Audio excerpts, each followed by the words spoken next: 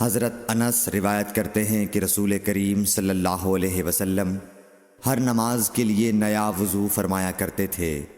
میں نے کہا تم لوگ کس طرح کرتے تھے؟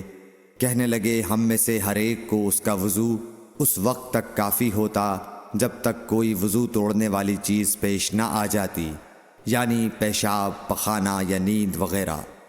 صحیح بخاری حدیث نمبر 214۔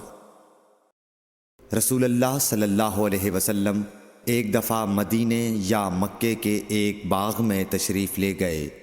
وہاں آپ نے دو شخصوں کی آواز سنی جنہیں ان کی قبروں میں عذاب کیا جا رہا تھا۔ آپ صلی اللہ علیہ وسلم نے فرمایا کہ ان پر عذاب ہو رہا ہے اور کسی بہت بڑے گناہ کی وجہ سے نہیں۔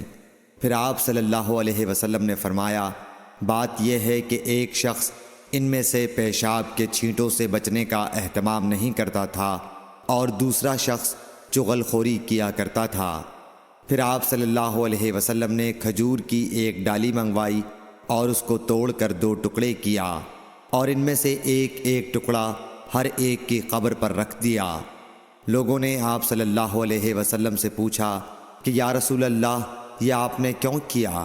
آپ نے فرمایا اس لیے کہ جب تک یہ ڈالیاں خشک نہ ہوں شاید اس وقت تک ان پر عذاب کم ہو جائے۔ صحیح بخاری حدیث نمبر 216۔